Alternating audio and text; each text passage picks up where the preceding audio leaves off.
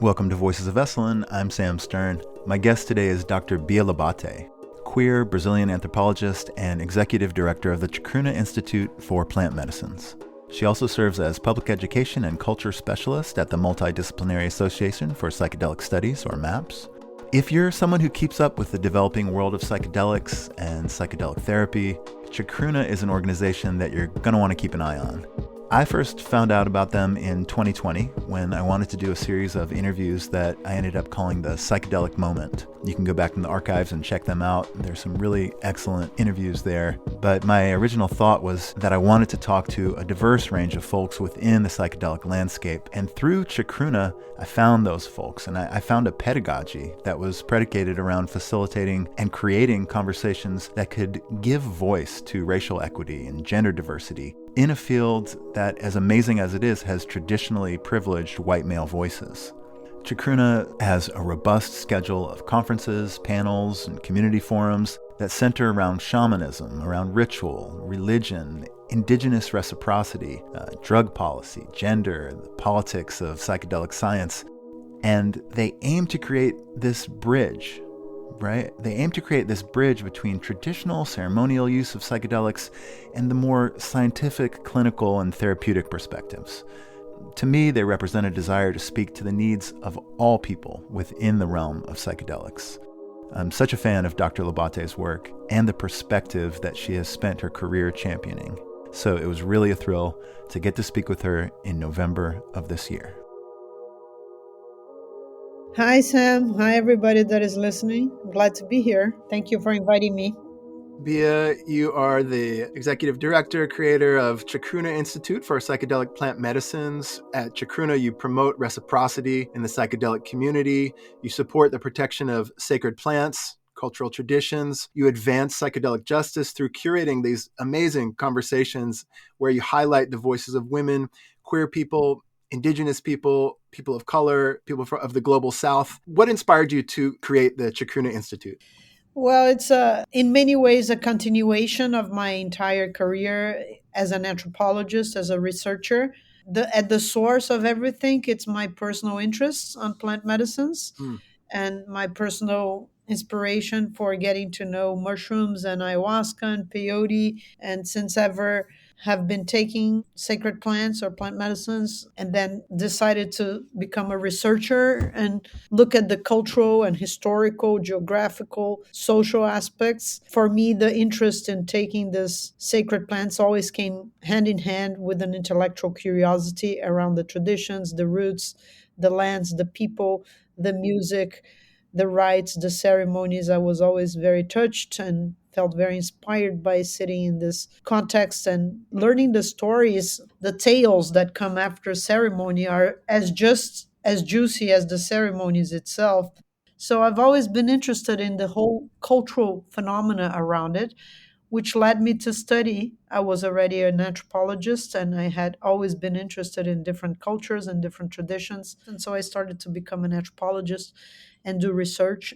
We're professionally curious people to study human interaction. I've always liked to travel a lot since early age, and I've always been quite adventurer and like to backpack. And so for me, it was a chance to unite, my eagerness to explore, my curiosity, my spiritual hunger, and my fascination with culture, and all blended together in making this the central topic of my career and very mixed with my personal life as well.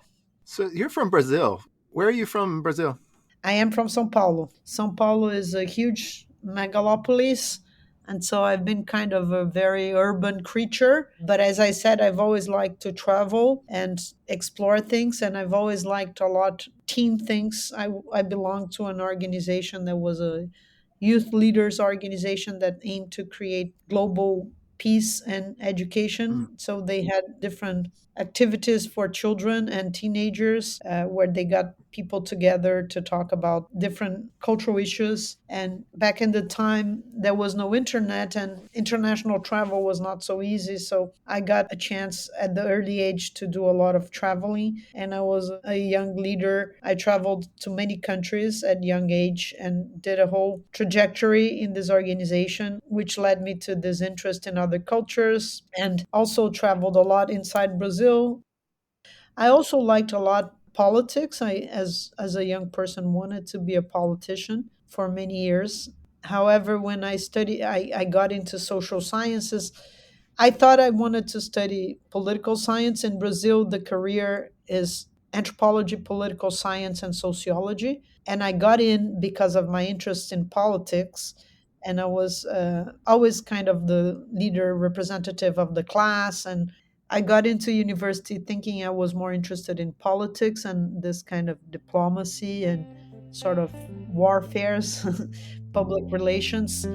But I fell in love with anthropology, and then I geared my interest more towards anthropology than sociology or political science.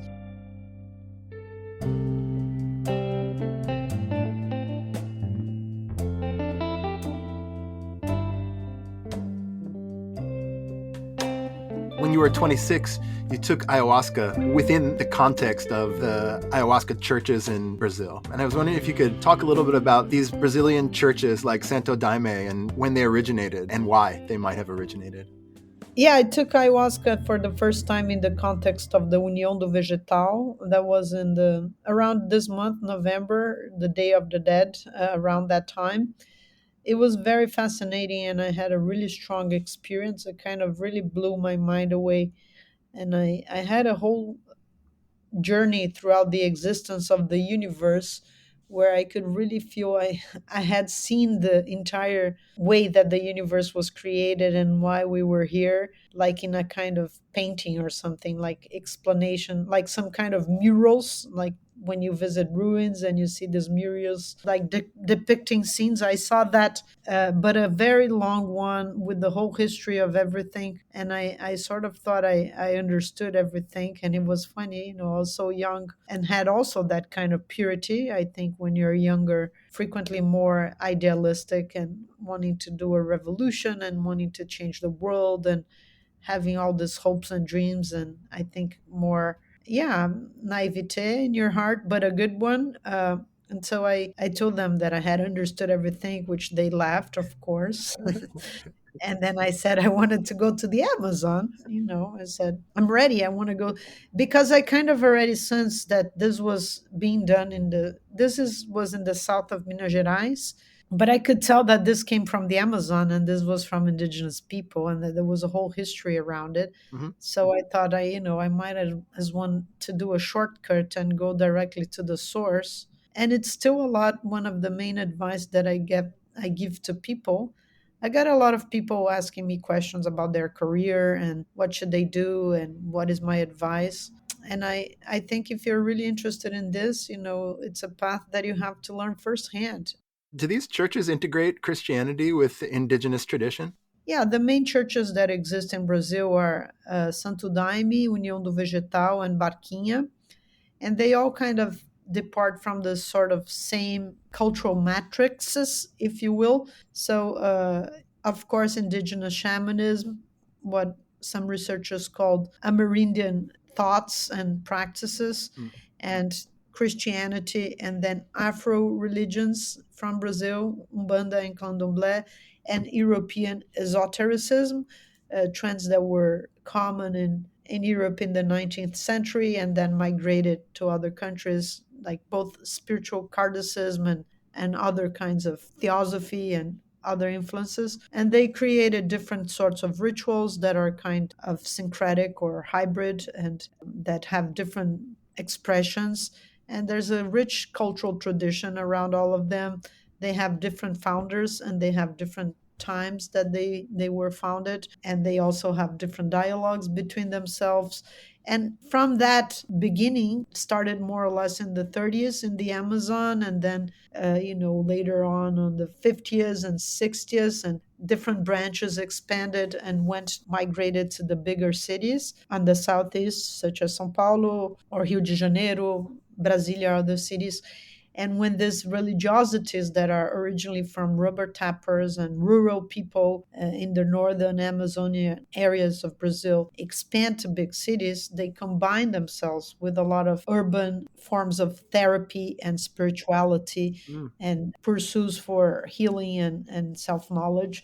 And so a multiplicity of phenomena exploded in big cities. And around the year 2000 and something, more or less the beginning of 2000s, 2003 or 4 or 5, indigenous people inside Brazil that also have their own practices started to get out of their villages and migrate and offer itinerant ceremonies. At the beginning, very kind of discreet and just like one or two families, but now this has been over 15 years. And so there's also an explosion in that. So there's also an indigenous circuit carrying different ceremonies. So some Huniquin or Kaxinawa or Yawanawa and other ethnicities that started to go around, and a lot of times they go through the circuit of the religions that are friendly to ayahuasca. Mainly Santo Daime is the most open one, and receive different they're called comitivas, or groups of people that travel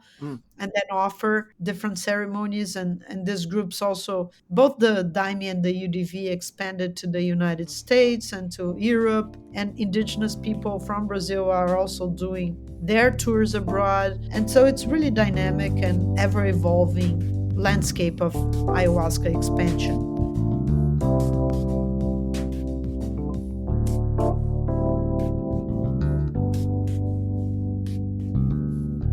Thank you so much for that primer and kind of understanding the syncretic nature of those churches. Were you brought up in the church? My family is Catholic, and I was baptized and did First Communion, but I'm not very Catholic anymore, or never was. But culturally, let's say I am.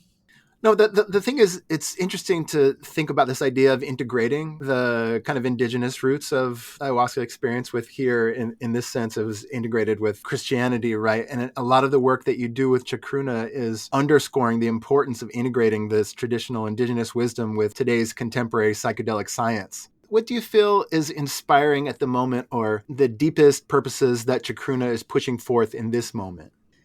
Yeah, well, Chacruna has different branches, as you said yourself. So we have our project that is called the Indigenous Reciprocity Initiative of the Americas. We have a network of 17 groups that we give grants to. We give small grants, 3,000, 5,000, and the criteria to be a part of this groups of this initiative is groups that are indigenous led and that have their own track record of contributions. So they have done their own work on different areas, on food sovereignty, on water, on defense of rights of land rights, or preservation of language, of music, of cultural traditions. So projects that are not just related to psychedelics, and they are not exactly groups that are in this big circuit of the global north nonprofit complex, so to speak. So they are kind of smaller, big enough to have a to have a bank account and some kind of means of communication, and have a strong track record, and are not just one family or one individual, but that have a collective organization.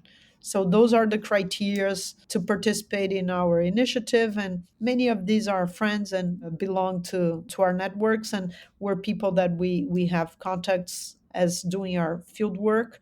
We also try to support them for them to run their operations. So it's not like grants for a specific project, but grants for the organization per se, which is very important because a lot of small organizations struggle a lot to pay personnel and to pay regular fees. And a lot of philanthropists mean really well, but they want to tell people what to do, or make people create projects that sound appealing to them because they don't want to fund certain things. So our project is to support indigenous people on their own terms, their rights for self-determination and sovereignty, their rights to choose how they want to support their money. Also, there's a lot of discussion about things being indigenous led. I want to emphasize that our organization supports efforts that are indigenous led. So we're not trying to tell indigenous people what to do or guide their actions.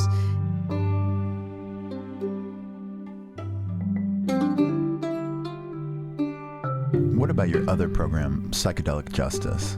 So Psychedelic Justice has two hubs. One is the racial stuff and the other the gender stuff. So basically, Chacruna tried to complexify the rhetoric on psychedelics and add a conversation about race and about gender that was largely missing. Of course, we're not the only person to do this, and nobody invents everything. Everything is, collective in many ways. But I do think that we had a very important and pioneering role. So one of the branches we have dedicated a lot of work to, we call Queer in Psychedelics, which was mainly to talk about the intersection between the queer movement and the psychedelic movement.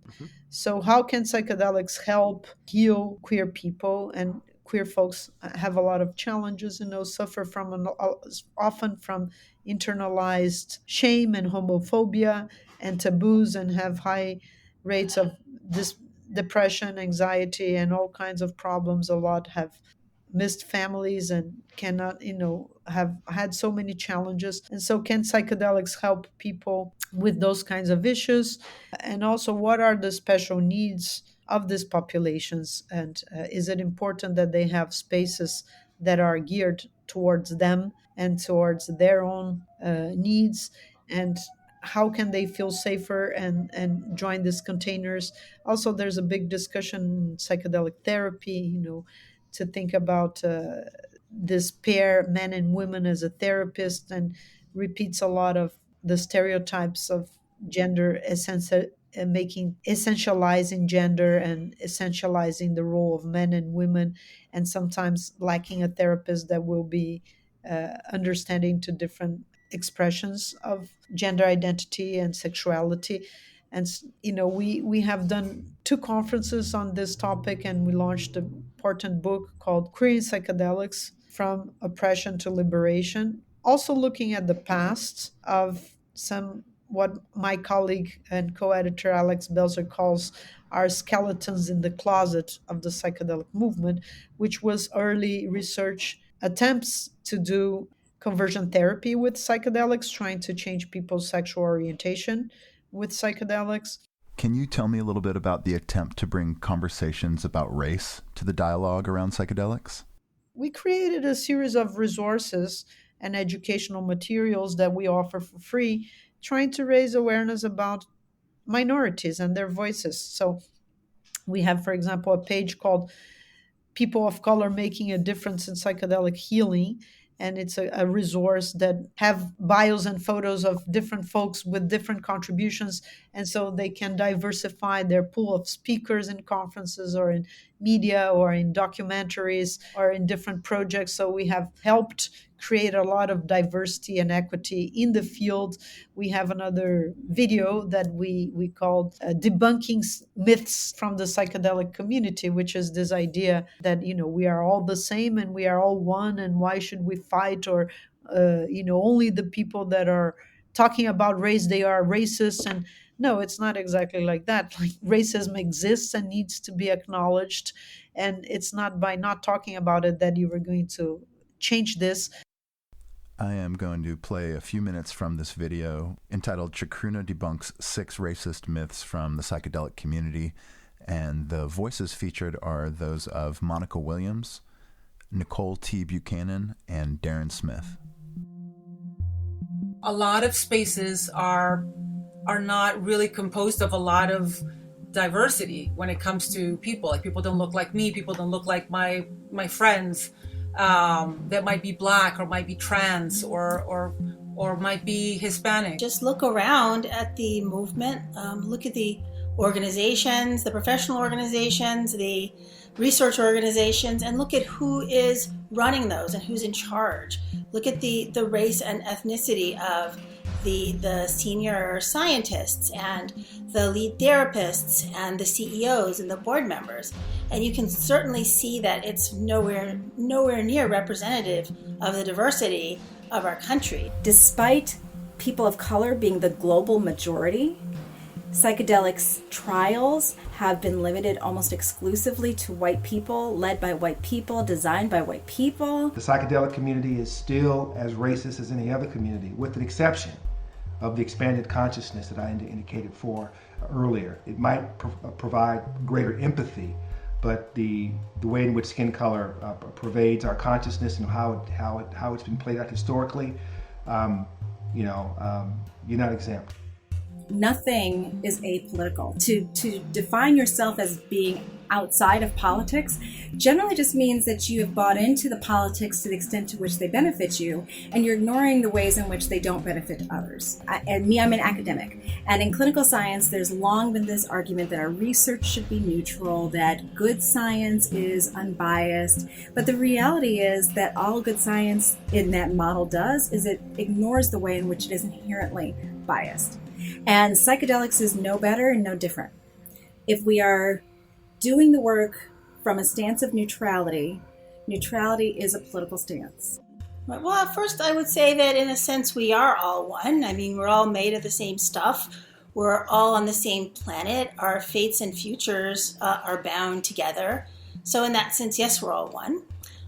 But at the same time, we're not all treated the same. Race is not biological. It certainly is not genetic, but it is absolutely real when we put it in the context of a social construct that has power and then can determine people's lives. It's not like these identities that we put so much emphasis on, don't exist.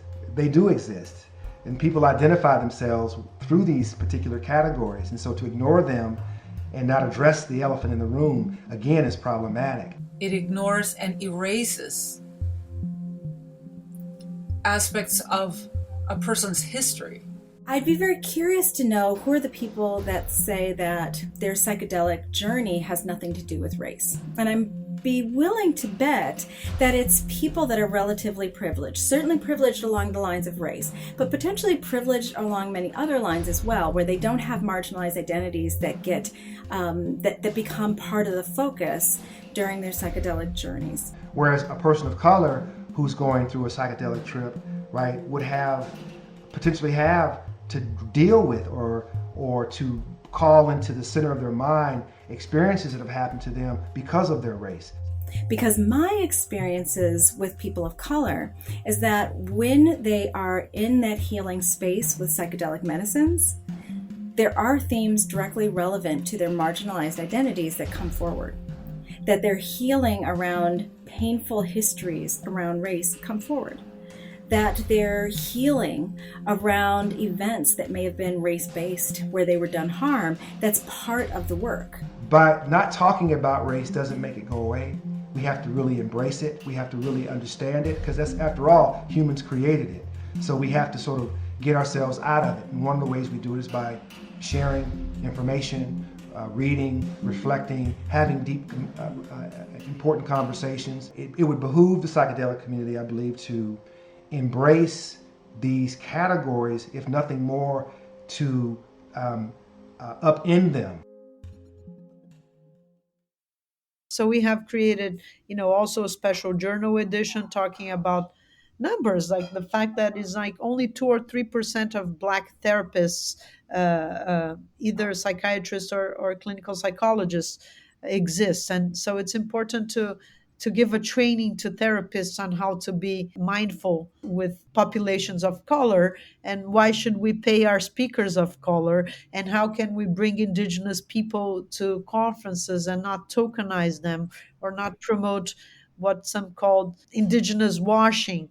And, we launched a few different workshops on racial bias and all that kind of work. So basically the program. We also have a book called Psychedelic Justice. It's a trilogy. We have the Queering Psychedelics, Psychedelic Justice, and we have another one called Women in Psychedelics that we're planned to launch in February. So the whole spirit of this work is to help rewrite the narratives that the psychedelic field tells itself. So there's a certain way to tell the story that emphasize a lot the researchers, the biomedical advancements, the medical potentials, and this obscures other parts of the story that have been other forms of healing, other people that are leading this healing.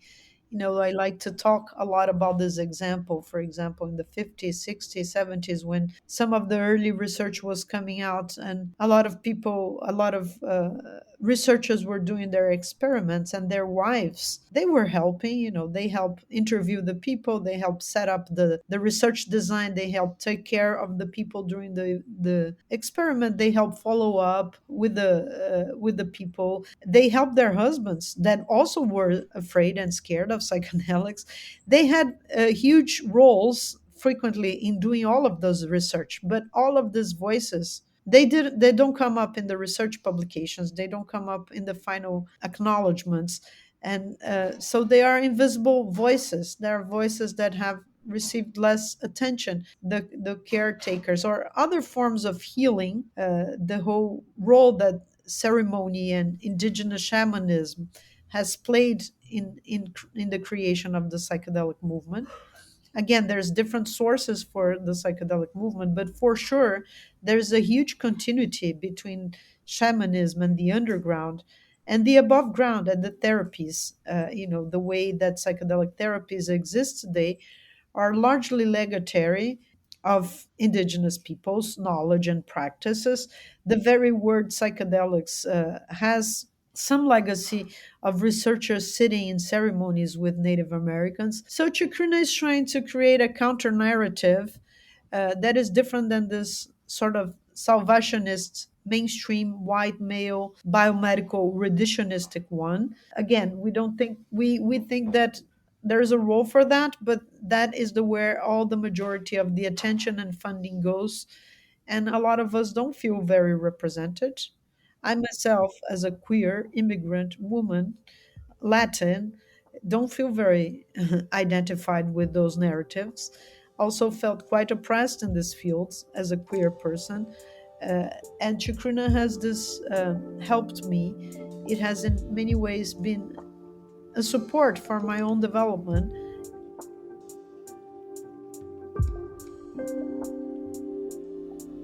Hi everyone, I want to tell you about Chacruna's annual spring conference on plant medicines and psychedelic science.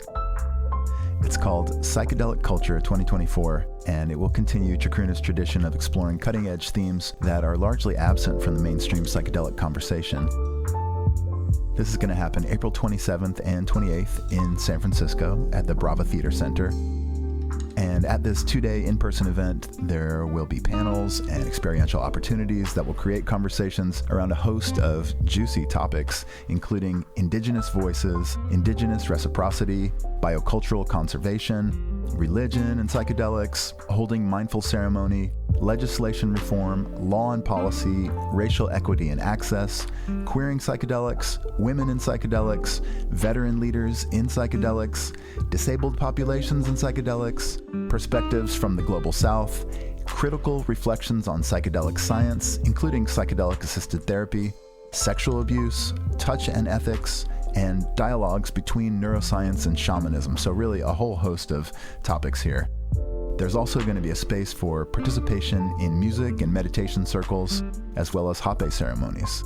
Some of the great presenters will be Monica Williams, Nicole T. Buchanan, Bia Labate, of who you know from this conversation, David Bronner of Dr. Bronner's Soap, Rick Doblin of MAPS, Mia Sarno, Joe Moore, Joseph McCowan, and Dr. Wandria Pennington-Wasio. So come, join at the beautiful Brava Theater. It's a co-op led by women in the traditional Latin neighborhood of San Francisco. Come for a memorable experience where diverse voices will combine intellectual vision, community activism, heart, and soul. Go to chacruna.net to register and learn more.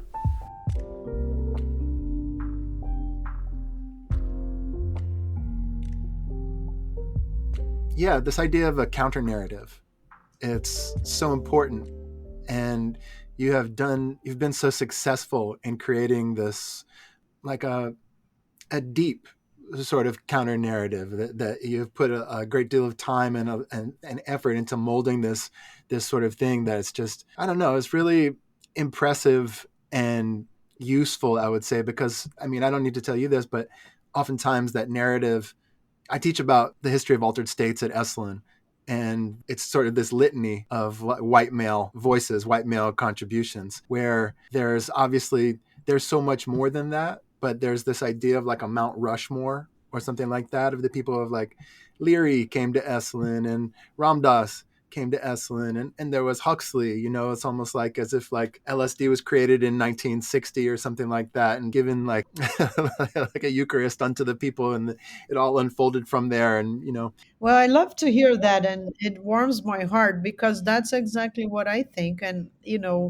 it's very hard to translate our work into funding, and it's very hard to show philanthropists and donors what is the impact of this because it's hard to measure and it's hard to show quantify. But it's like changing the tone of the conversation. It's creating a whole other series of sensibilities and of talk. So Chacruna is really like a trampoline yeah, of ideas and people. Things we launch in our platform, change the entire field. So I love that.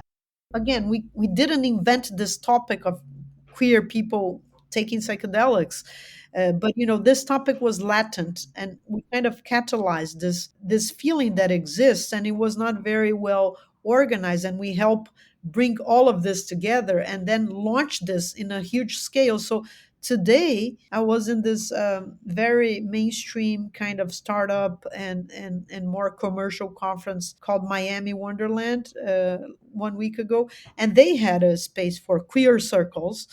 So it's like today all conferences have some kind of space for queer voices, and that is exactly part of what we do. Another good example is we started raising issues around the topic of sexual abuse in ayahuasca ceremonies in 2012 or so, and we have launched these guidelines to talk about raising awareness around the issue, and we have published it in 14 languages. We have some legal resources.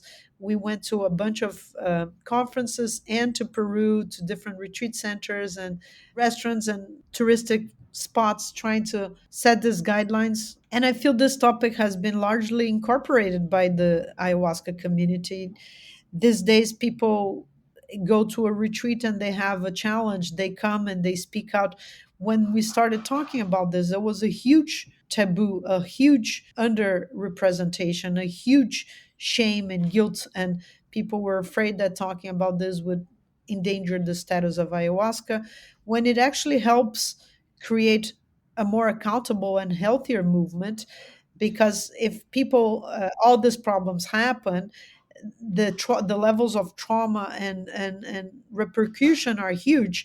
It's much better for the movement to have self accountability and self organize, and be structured in a way to avoid these things, to have more protection and to have more safe space for people to report. And we continue doing the same topic. I was You asked me about the main work of Chacruna. I forgot to mention the third part. So we have Indigenous reciprocity, psychedelic justice, and the third program we called protection of sacred plants and cultural traditions. And this has been largely trying to help plant medicine communities to self organize and to get more awareness. What some people call psychedelic churches or sacramental medicines or sacred plant organizations, there's different ways to call it. We practice what we call legal harm reduction. So we teach people how to self organize and how to create best practices. We have launched a very important resource on best practices and the Religious Freedom Restoration Act. So, what is a religion? How can you organize yourself as a religion? How do you keep track of your sacrament? Where do you keep it? Who has access to it? Is the door locked or not? What are your doctrines, or how do you transport it? How do you keep track of people that come. What are your spiritual beliefs? What are your calendars? And so we have helped people keep track of this, and we have given a few workshops about this topic. And also, we keep monitoring what happens with different legal cases, and we have published around it. During COVID, there was a high spike in arrests of in confiscation of ayahuasca by the government, and we kept track of that. And we offer spiritual, legal, and emotional, technical support for people that have encounters with law enforcement. And we have been keeping track of all of the cases, the main litigation cases in the United States. We have helped the Church of the Ego and the Counter to put together a legal team and do a fundraising of $50,000. And they are currently suing the United States government for their right to use ayahuasca. If they win, that's going to be very influential, because it's going to be the first church outside of the model of UDV and Santo Daime, which are like Christian churches, as we were speaking. They are the only churches that have a legal right in the United States. And so this other church has a very important role, because it can potentially open the door for many of those. And more recently, we also filed an amicus curiae for a church that got their status as a religion denied by the IRS, because the IRS said that this church consumes a Schedule One substance. So it's a kind of circularity that, you are a religion if you have a status of religion. To obtain that status, you need to prove that you're a religion. And this kind of play that exists between different organizations, different government organizations, and branches, where you still have a lot of taboo and a lot of problem around the idea of psychedelics. I myself, when I wanted to open the bank account of Chacruna, I was denied in 3 or 4 banks because of the word psychedelics, and it's considered like falls into federally illegal things like marijuana. And so we couldn't even open a bank account. Even in Instagram or Google Ads, you still face all of these challenges. We had our Instagram account shut down twice. We have our Google Ads grant that we get as a nonprofit was boycotted because the word chacruna is considered a drug, and in their book we couldn't get our ads out. And there continues to be a lot of stigma, a lot of taboo, a lot of misunderstanding that have a religious and moral dogma behind it.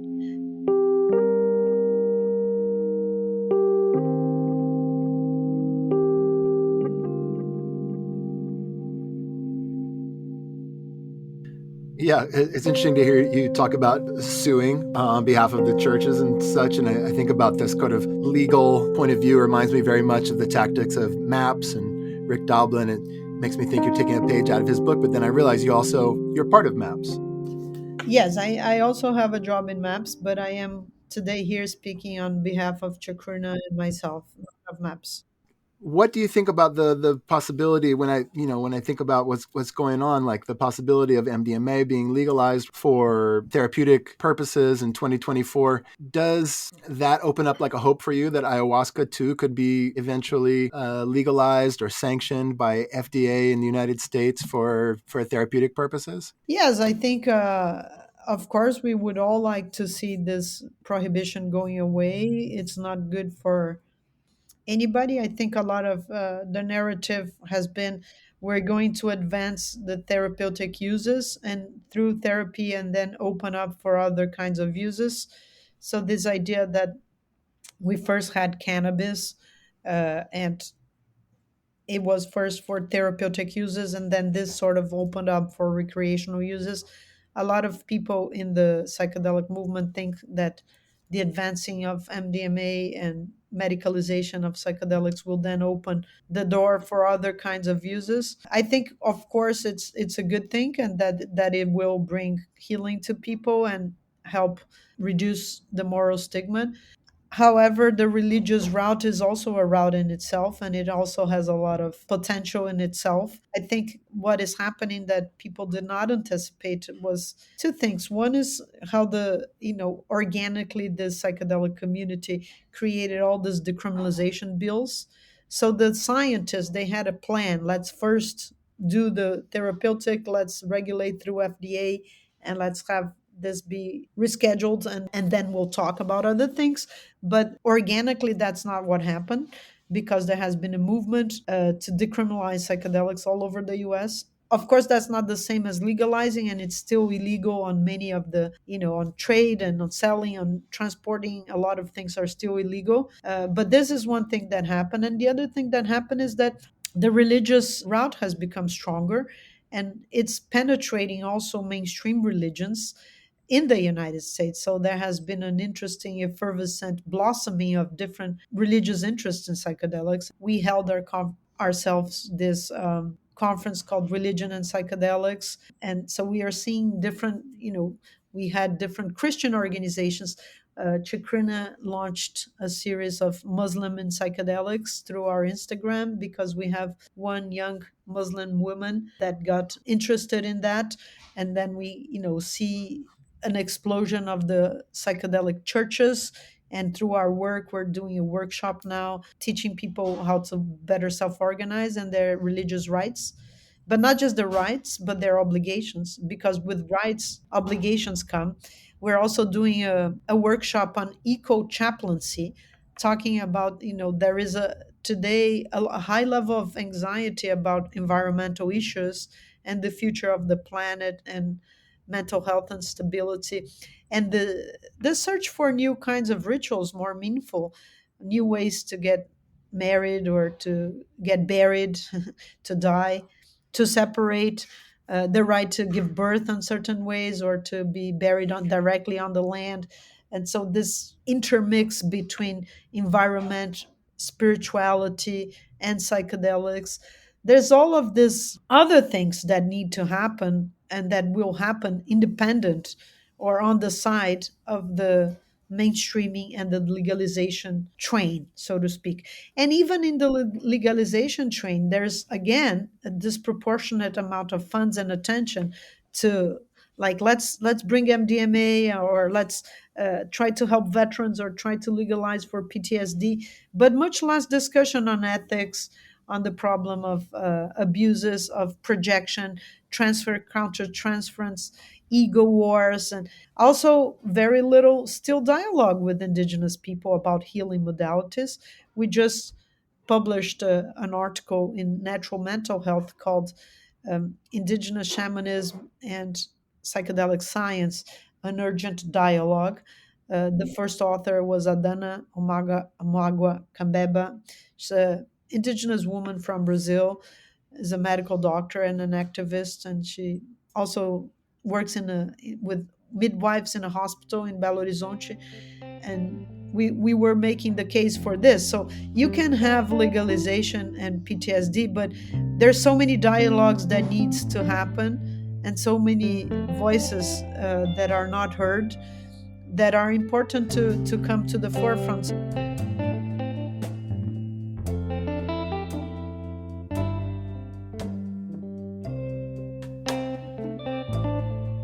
You were recently at Esalen. You took part in a conference for the Center for Theory and Research. Is that right? I was recently in Esalen for the first time, and I was invited to participate in the conference Indigenous Plant Medicine Movements.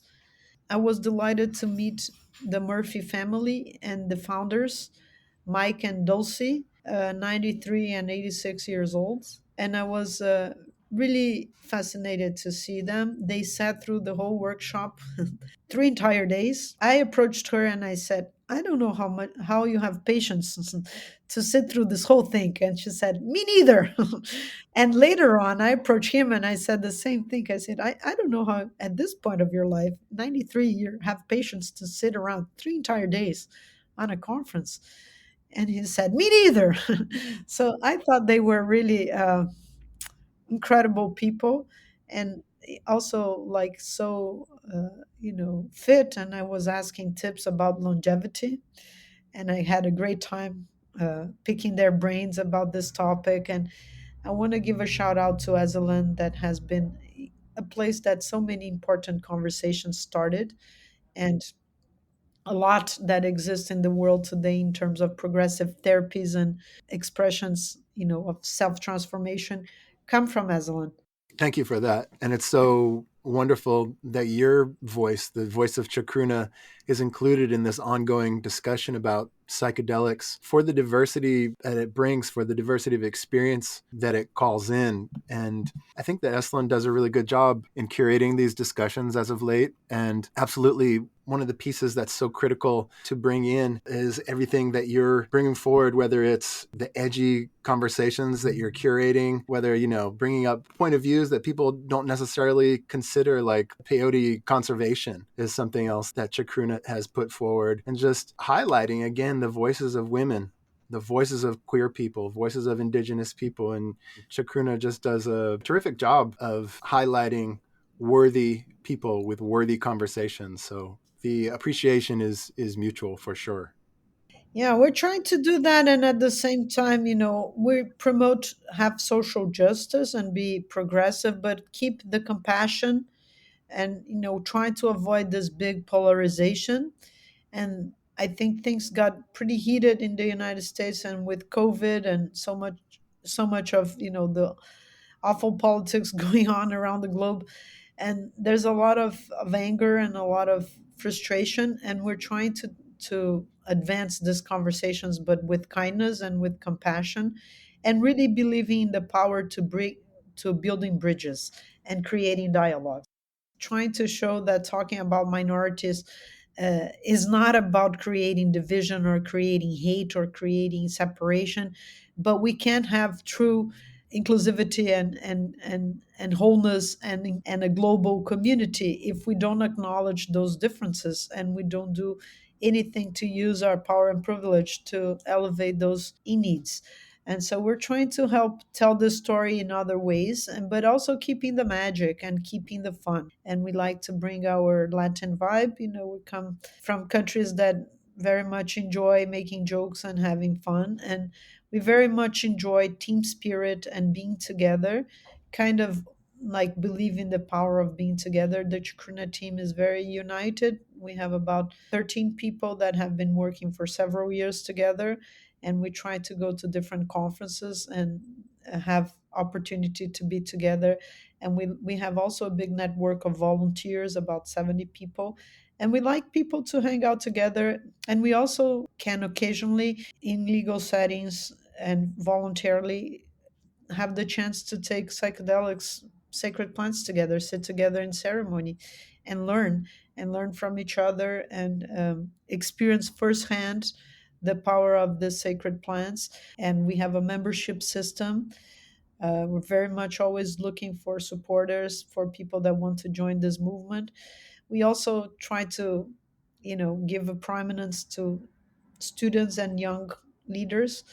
Um, Myself, 52, and my partner is 63 years old, and we kind of feel that we are going towards the, older phase of our life, acknowledging that the world has changed a lot, and there's a lot of wisdom in the new generations, in Gen Zs and millennials, and they're much more openness to issues of gender and race and social justice, and also just trying to keep the pace, in trying to have ways of delivering knowledge that are more dynamic. We have a lot of emphasis on social media, on videos, infographics, reels, short clips, the importance to create materials that are more dynamic, that make more sense to younger generations, that are easier to get, articles that are shorter. And so we're trying to walk the talk, create an organization that values learning languages. We have a program to teach people to learn other languages, an exchange program. We also try to do swaps and get exchange for our staff to go to different retreats and have experiences. And so we value very much having firsthand experience as part of a right to work in Chacruna, and trying to create an organization that is more horizontal, that imbibes the psychedelic ethos. How can we create an organization that is more horizontal, is more democratic, and that has values mental health and values sacred plants, and at the same time has accountability, and people still have to have deliveries and produce and come with outcomes. And so all of that is part of what we're trying to do. I very much welcome the time and the space you gave me here today. Dr. Bia Labate, thank you so much for this gracefully put and extremely useful overview of what's going on at Chacruna.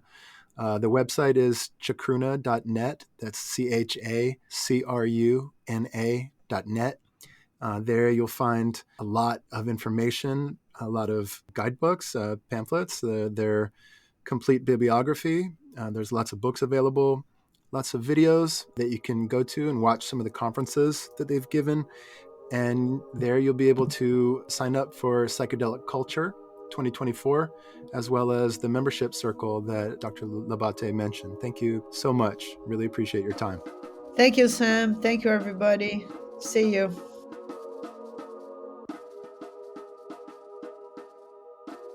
Thanks so much for listening to Voices of Esalen. Today's show was produced in conjunction with Shira Levine. Our theme music is by Nico Holloman. Additional music by Blue Dot Sessions and Epidemic Music.